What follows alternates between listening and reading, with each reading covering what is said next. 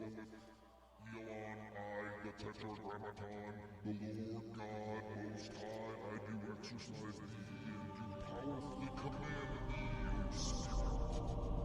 Elon, I, the Tetragrammaton, the Lord God Most High, I do exercise and do powerfully command. In the dark shadows, in the white cold, fearlessly we search for knowledge new and old.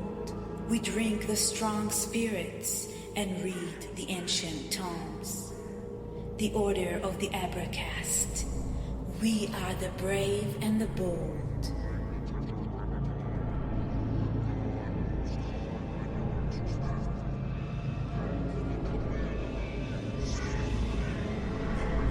Occult, history, conspiracy, and violence.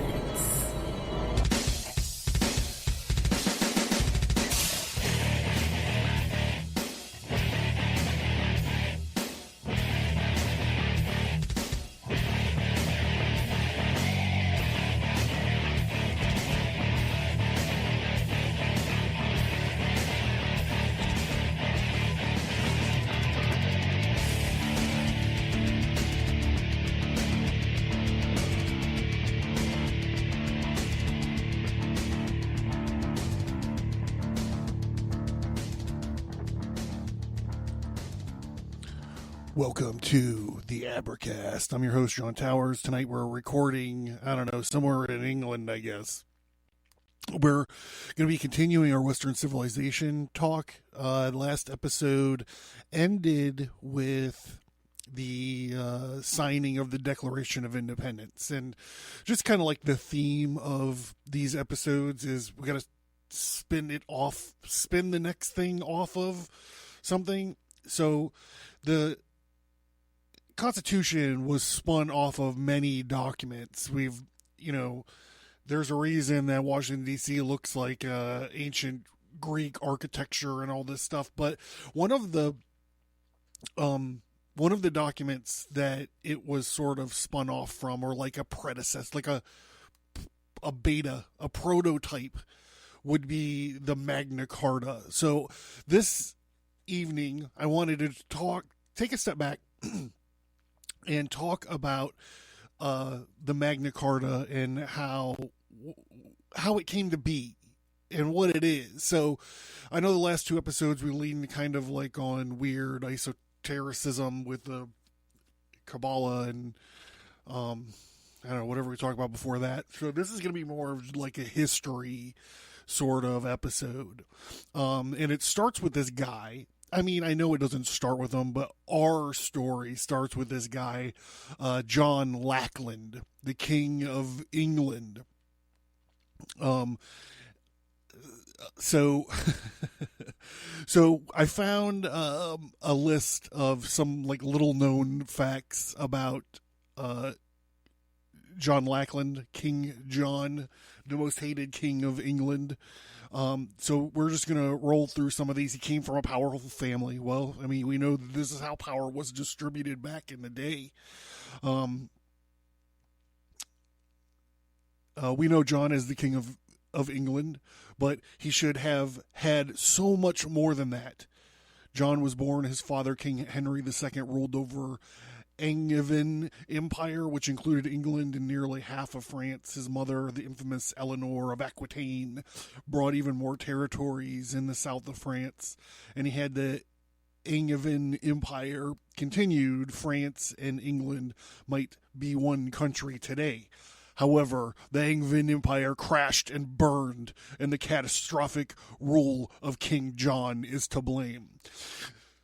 So some of you conspiracy-minded folks, I know you're out there, will know about John Lackland or King John, because there's this powerful meme about how all the presidents of the United States, except for one, was related to him, can trace their genealogy back to this guy, and it seemed, I don't know, I'm not even going to get into it. It's sort of low hanging fruit for this show here, but so this is the same guy. So kind of keep that tucked away in the back of your brain, I guess. I don't plan on bringing it back up, but if you want a little bit of fun research and about how genealogy gets fucked up a little bit, you can certainly find articles about it out there.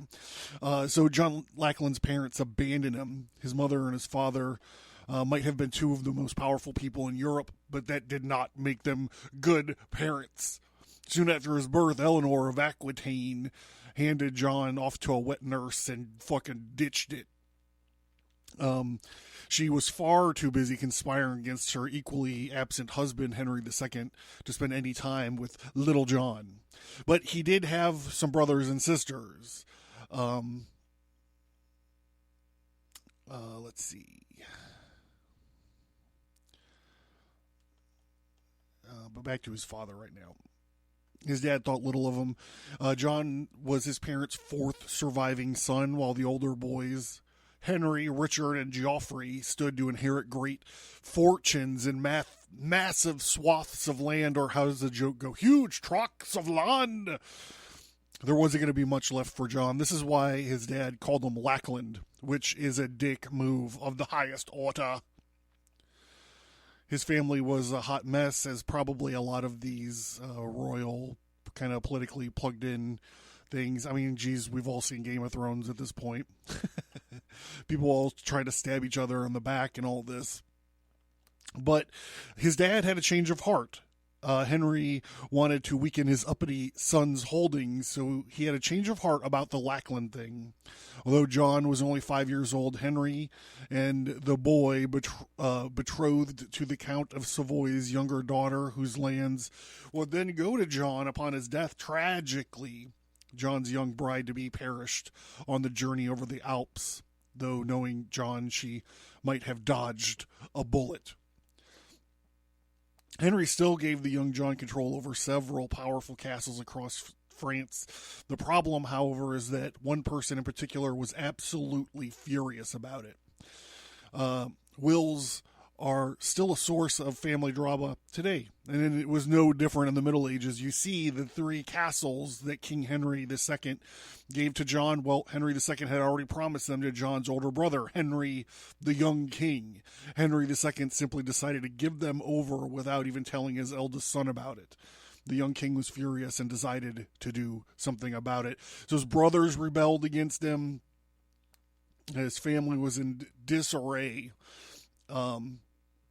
And apparently John sucked up to his father. He was right at his father's side, the final remaining loyal son. Henry II's favorite was now John. The longer the rebellion dragged on, the more lands Henry II gave to John, mostly by ripping them away from various bitter nobles. Now he was quickly rising through the ranks of the royal family, and that made him a threat. So his dad set him up with Isabel.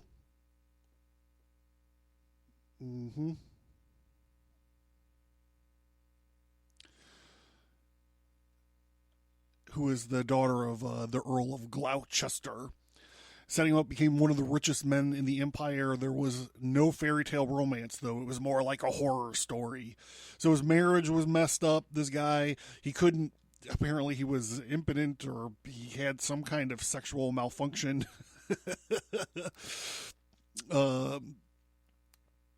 And so this is kind of the state of this Angevin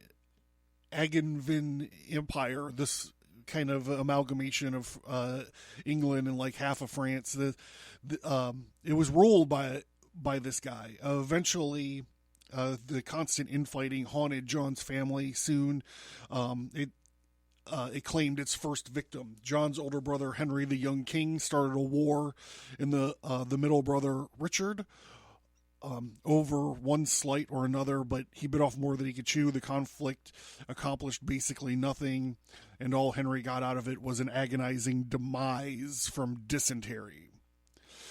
So with the primary heir of Henry II's empire gone, everyone moved up in the world. Henry made Richard the King of England and gave John Richard's old territory of Aquitaine, and all went smoothly. And no one got upset about anything, right? So he duked it out with the rest of his family. They eventually called some kind of truce, and he, in one way or another, got control of Ireland. And then it's hard to imagine John doing a worse job in Ireland, to be fair. The Angevins had only recently conquered that land, and the Irish still weren't exactly happy about it. It was going to take a delicate hand to secure control of Ireland, and John was more like a bull in a china shop. Upon first meeting local Irish leaders, the tactless John chortled and made fun of their long beards, offending them instantly. And John lasted a year in Ireland. At that time, he managed to anger many locals. He alienated pretty much all of his allies and the loose bunch of ground, and he lost a bunch of ground to Irish rebels. He eventually slunk back to England with his tail between his legs, placing all blame on his Viceroy Hugh de Lancey's shoulders. And this was just the beginning of a lifetime of failures.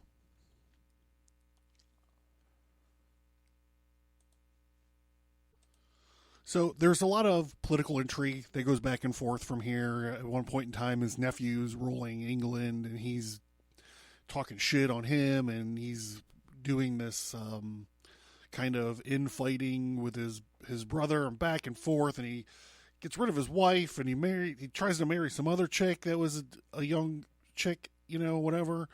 And eventually he stands, King John of England.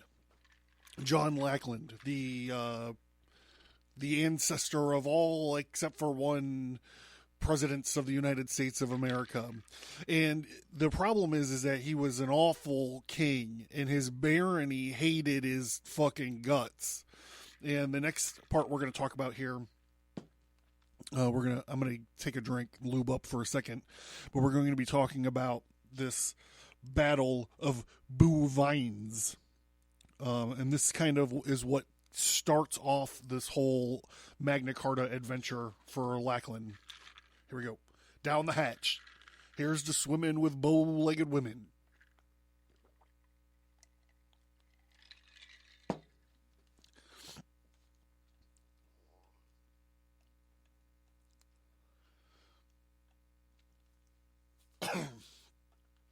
Okay, so I'm flipping to militaryhistory.fandom.com, the Battle of Bouvines. I'm not sure how to pronounce this. So the campaign was planned by John, who was the fulcrum of this alliance. His plan was to draw the French away from Paris southwards towards his forces and keep them occupied while the main army under Emperor Otto IV marched on Paris from the north. John's plan was carried out at first, but the allies in the north moved slowly. John, after 2 encounters with the French, retreated to Aquitaine on July. On July 23rd, after having summoned all his vassals, Philip had an army consisting of 4,000 cavalry and 11,000 foot soldiers. The emperor finally succeeded in concentrating all of his forces at the Valenciennes, although John was out of the picture, and in the interval, Philip Augusta had counter-marched northwards and regrouped. Philip now took the offensive himself, and in maneuvering, he got good cavalry ground upon which to fight. He offered battle on July 27th on the plain east of Bouvines and the river Marquis. Otto was surprised by the speed of the enemy and was thought to have been caught unprepared by the King of France.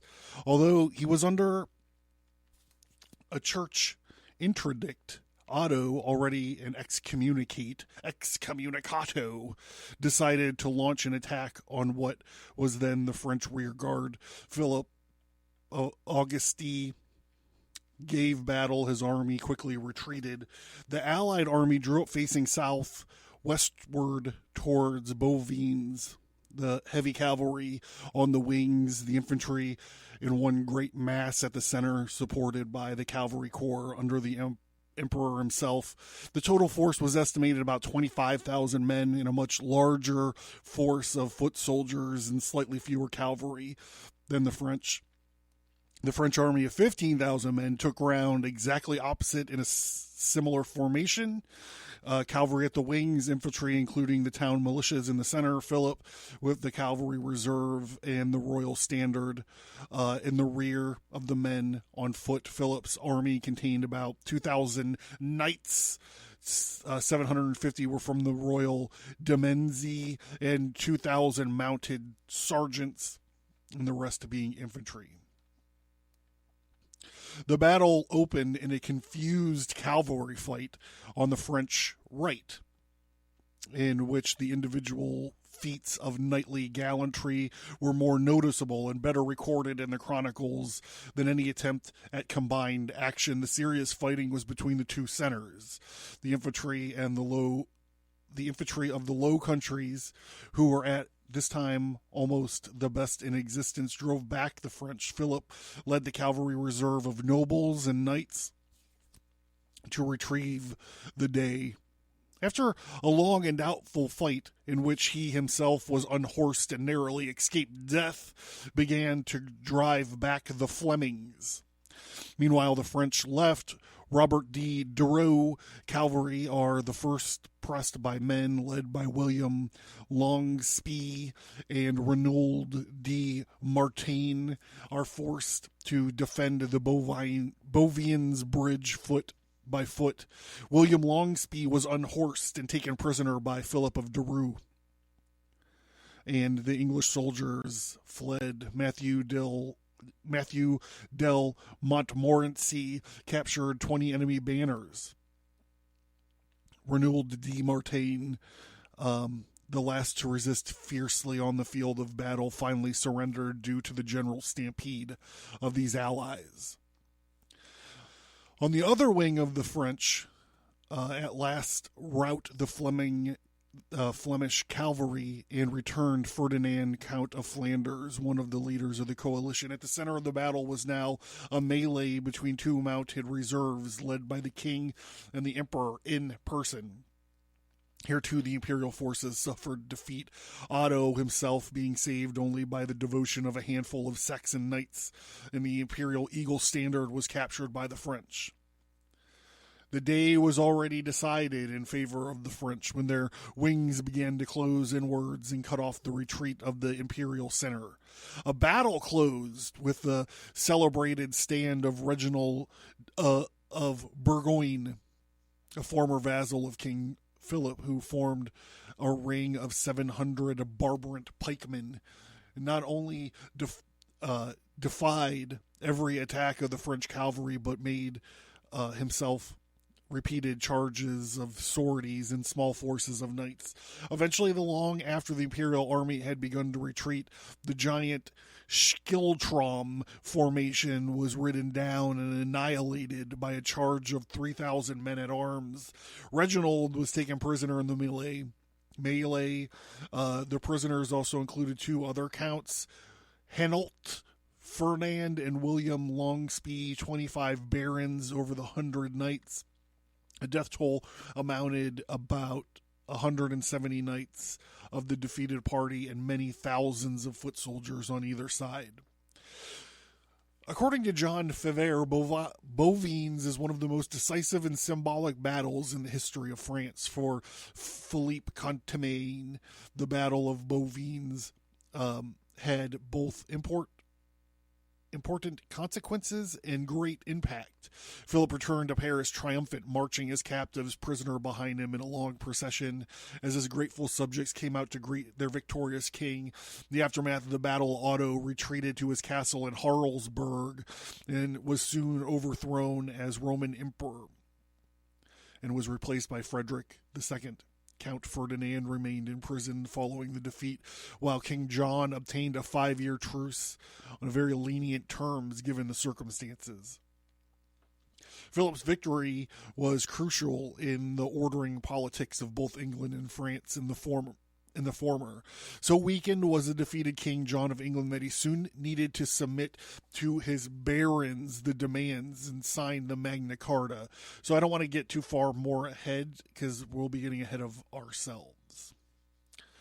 So here, let me...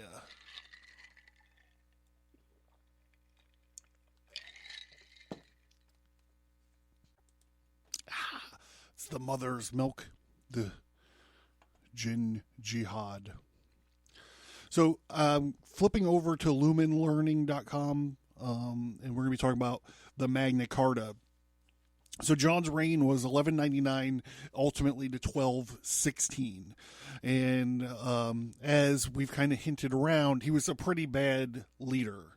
A combination of higher taxes, unsuccessful wars, which we were just talking about, conflict with the Pope, had made him unpopular with his barons. And in 1215, some of the most important barons, they engaged in an open rebellion against their king. King John met with the leaders of the barons, along with the French and Scott allies, to seal the Great Charter, or the Magna Carta, which is Latin. This imposed legal... So this is the important part. This imposed legal limits on the king.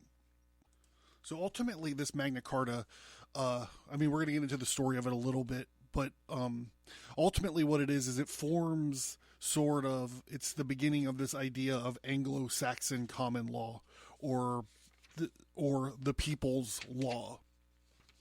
And what we see here is, so think about it like this. Think about it as like it's an inverted triangle.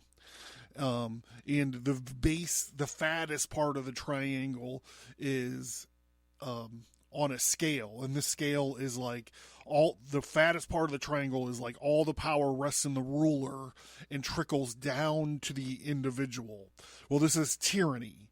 Now, if you think of the triangle flipped backwards and pointing up, and the fattest part of the triangle as all the power in the people, and going up to starting at the individual and pointing down, and the smallest part of the triangle is like the national power. So these are like the scales. It's like when we're talking about this stuff, it's not left and right, really. You have to kind of think about it as a different sort of structure. And this is all pretty relevant, I think, to what's going on nowadays, like talking about federalized, what are they talking about? Federalized voting. They're trying to, the reason that voting is so cool is because it's not federalized. It's the reason that we kind of have a republic and not a democracy. So I just want to talk a little bit about the Anglo-Saxon Common Law, or the People's Law. And this is from one of my favorite books on this topic. It's Skousen, The 5,000-Year Leap, The Miracle That Changed the World. I've referenced this a bunch of times on the show, and this is not going to be any different. So there are principal points to the People's Law as practiced by the Anglo-Saxons. They consider themselves a commonwealth of free men. All decisions in the selections of leaders had to be with the consent of the people, preferably by full consensus, but not a majority. The laws by which they were governed were considered natural laws given by divine dispensation, and so were well known by the people. They did not have to be written down. Well, this is one of their problems, is that they don't write it down. But another thing that we need to glean here is that this is by divine dispensation, right? We see that in our Constitution today, inalienable rights given to us by our Creator. Power was dispersed among the people and never allowed to concentrate in one person or a group, even at a time of war. The authority granted to the leaders were temporary, and the power of the people to remove them was direct and simple. We've lost touch of this part of the process. Primary responsibility for resolving problems rested first of all with the individual, then the family, and then the tribe, and then the community, and then the region, and finally SCOTUS. They were originally organized into small, manageable groups. This is the barony part of it, I believe, where every adult had a voice and a vote. They believed in the rights of the individual were considered unalienable and could not be violated without risking the wrath of divine justice, as well as civil retribution by the people's judges. The system of justice was structured on the basis of severe punishment unless there was complete reparation of the person who had been wronged. They always attempted to solve problems on the level where the problem originated. If this was impossible, they went to higher, and then it is absolutely necessary to get a remedy. Usually one of the most complex problems involving the welfare or the whole people or a large segment of the people ever went to the leaders for solution. So we're going to jump ahead in the 5,000 year leap to this 18th principle that Skousen talks about. The unalienable rights of people are the most likely to be preserved by the principles of government are set forth in a written constitution. One weakness of the Anglo-Saxon Common Law was that it was unwritten. Since its principles were known, we're going to get into a little bit of a spoiler alert here, but I want to get this over with before we get back to the story. Seemed indifferent to the necessity of writing them down. Dr. Colin Rice Lovell of the University of Southern California writes, the law applied by any of these Anglo-Saxon assemblies were customary until the Anglo-Saxon conversion to Christianity. It was unwritten, and like all customary law, was considered immutable. England's need for a written Bill of Rights. However, the Norman conquest taught us the Anglo-Saxons in England a bitter lesson. Many of their most treasured rights disappeared in a flood of blood and vindictive oppression. In fact, these rights were regained very slowly over a period of centuries, and gradually they were written down. In AD 1215, during a national crisis, the sword was virtually put to the throat of King John in order to compel him to sign the Magna Carta, setting forth the traditional rights of freemen as well as the feudal barons who had been serving under King John. During the same century, the model parliament came into being, which compelled the king to acknowledge the principle of no taxation without representation. Charles I was later pressured into signing the People's Petition of Rights in 1628. The English Bill of Rights was signed by William and Mary in 1689. Through the centuries, the British have tried to manage their political affairs with no written constitution and have merely relied on these fragmentary statutes as constitutional reference sources.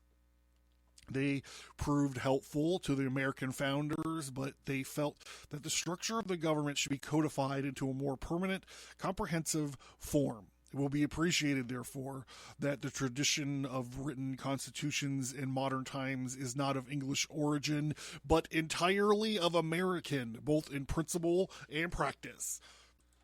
The United States of America, often imitated but never duplicated. So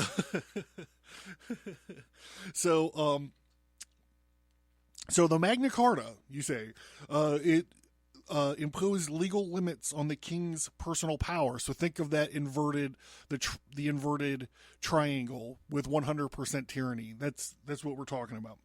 It was sealed under oath by King John at Runnymede on the bank of the River Thames near Windsor, England on June 15th, 2015. It promised the protection of church rights, protections for the barons from illegal imprisonment, access to swift judgment, limitations on feudal payments to the crown, to be implemented through a council of 25 barons. Remember the idea, this Saxon idea of having manageable, smaller groups to kind of be in charge of themselves.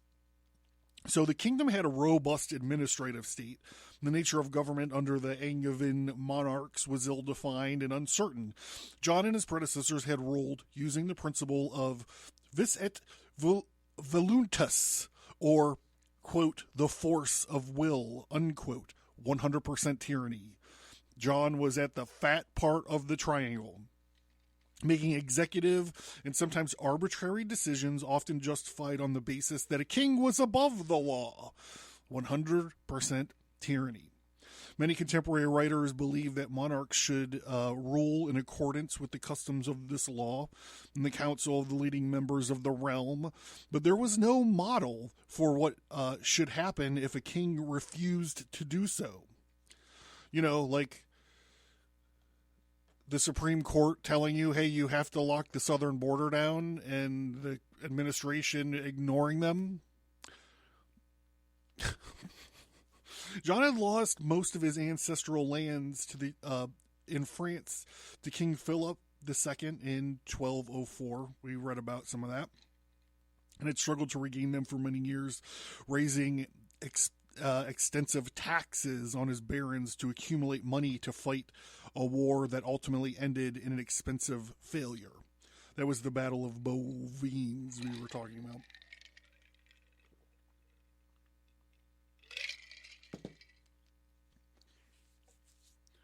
Following the defeat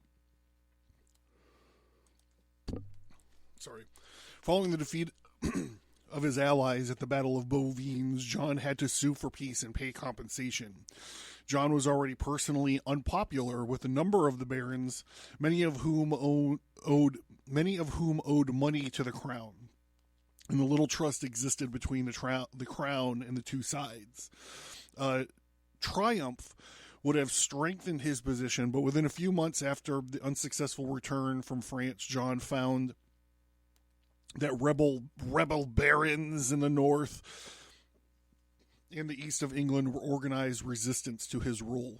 John met the rebel leaders at Runnymede, a water meadow at the bank of the River Thames, on June 10th, 2015. And here the rebels presented John with the draft of demands from reform, the, quote, articles of the barons, unquote. Stephen Langdon's pragmatic effort at mediation over the next 10 days turned these incomplete demands into a charter, capturing the proposed peace agreement. A few years later, this agreement was renamed the Magna Carta, or the Great Charter. So in 1215, documents contained a large section that is now called Clause 31. The section establishes a committee of 25 barons who at any time could meet and overrule the will of the king if he defied the provisions of the charter, and could seize his castles and possessions if it was considered necessary. This is like the 25th Amendment. It contained a commitment from John that he would seek to obtain nothing from anyone in our own person or through someone else, whereby any of these grants or liberties may be revoked or diminished. Clause 61 was a serious challenge to John's authority. As a ruling monarch, he renounced it as soon as the barons left London. Typical. Pope Innocent III, who annulled the shameful and demeaning agreement forced upon the king by violence and fear. The Pope rejected any call for restraints on the king, saying that it impaired John's dignity. If he saw the charter as an affront to the church's authority over the king and the papal territories of England and Ireland, he released John from his oath to obey it. The rebels knew that King John could never be restrained by the Magna Carta, so they sought a new king. So Pope Innocent III was a real piece of work. We talked about him probably, a long time ago. If you go to the feature topic links on Abracast.com, you'll probably you can find some episodes in the Gnosticism section about the Cathar Crusade or the Albigensian Crusade, and that was all Innocent III.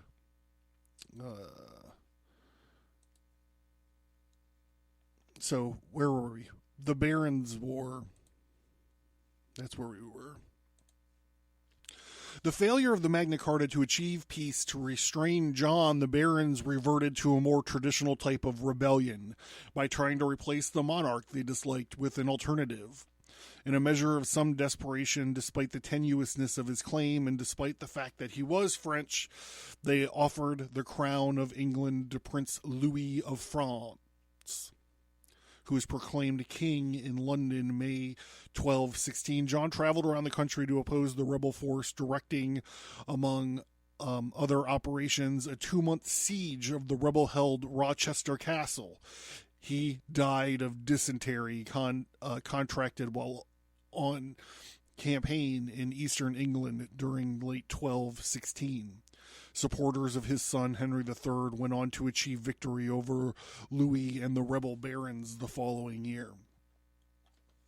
As a means of preventing war, the Magna Carta was a failure, rejected by most of the barons, and it was legally valid for no more than 3 months in practice. The Magna Carta did not generally limit the power of the king in the medieval period, but by the time the English Civil War had become an important symbol for those who wished to show that the king was bound by the law. The Charter is widely known throughout the English-speaking world as having influenced common and constitutional law, as well as political representation and the development of a parliament. The text's association with the ideals of democracy, limitations of power, equality, and freedom under law led to the rule of constitutional law in England and beyond. It influenced the early settlers in New England and inspired later constitutional documents, including the Constitution of these United States of America.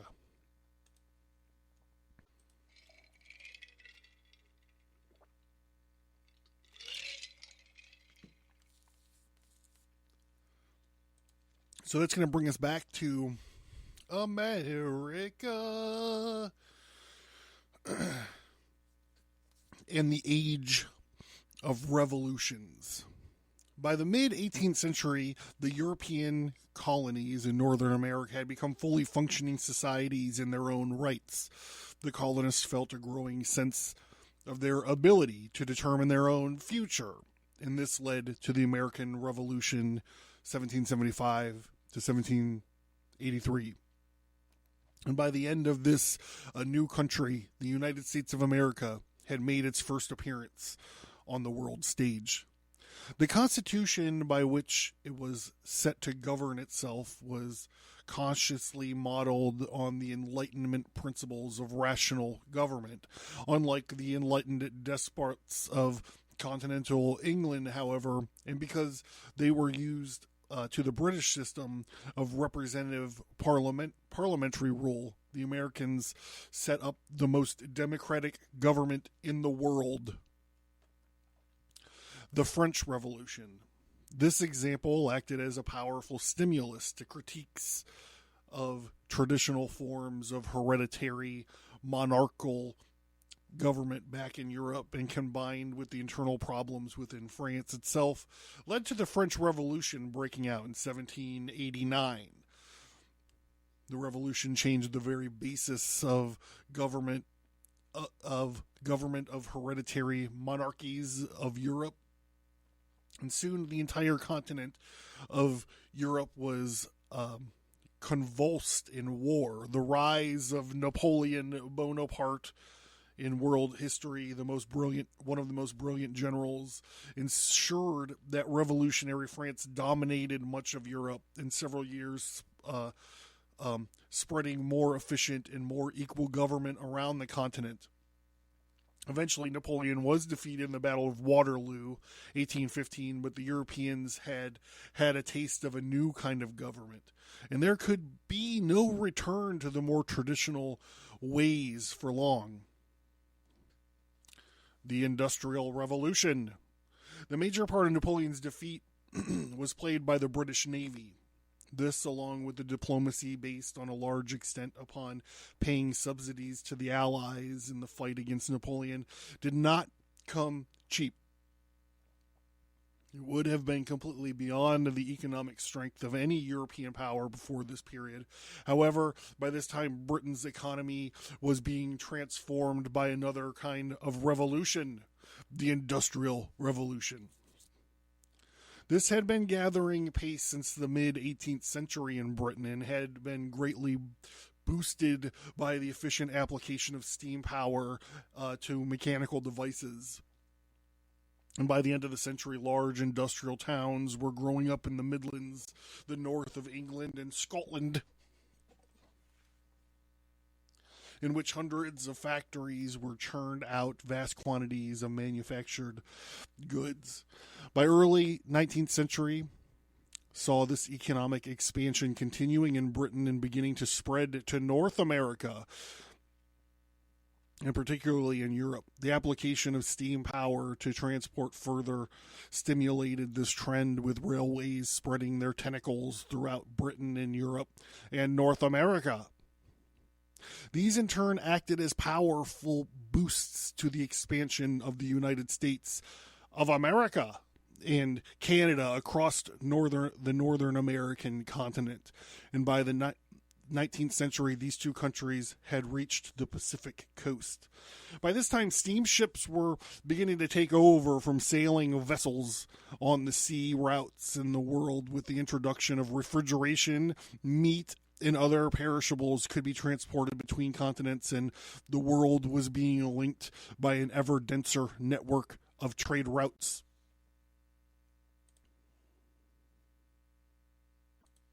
Back in Europe, the legacy of the French Revolution and its wars which followed it were yearning for greater democracy and for greater national self-determination.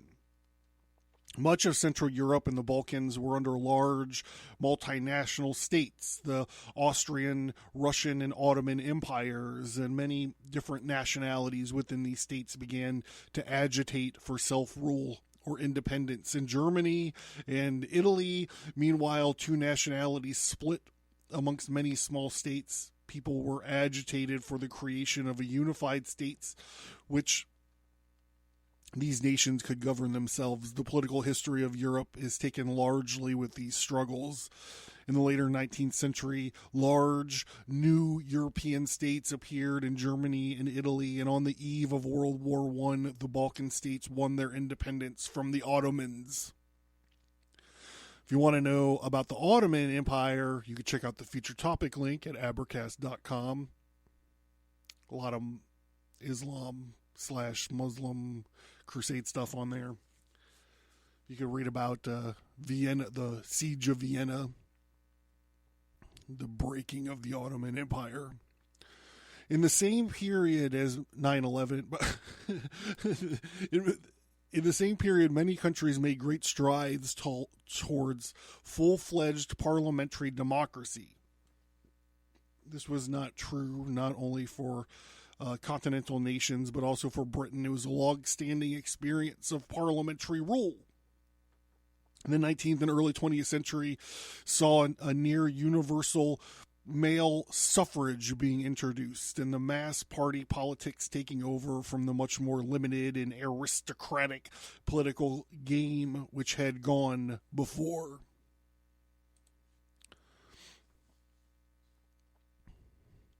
So I hope you guys like the show, like this topic, and like these episodes, and don't like me, or like me sort of changing it up and doing more of a history-centric sort of episode here for this Magna Carta episode. The Magna Carta, the Age of Revolutions. I like it.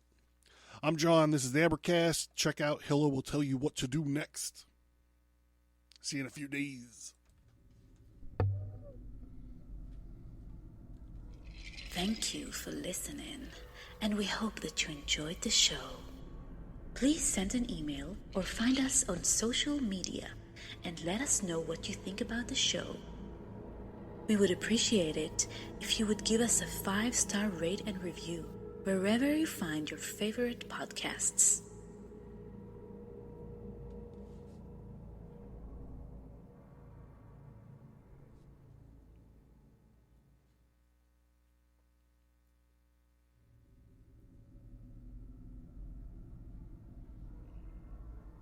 You can find Stigmata Studios, graphic, novels, and comic books.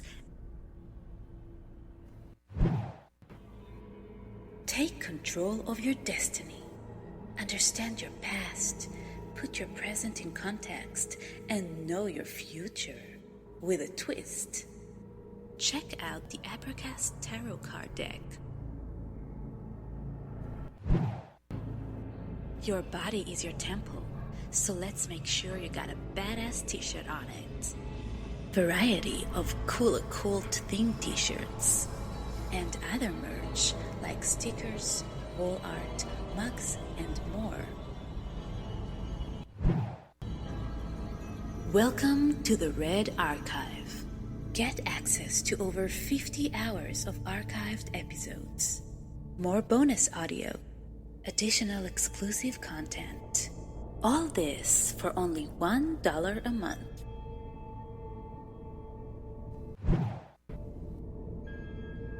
Are you interested in the occult, history, conspiracy, and violence? Learn more at Abracast.com.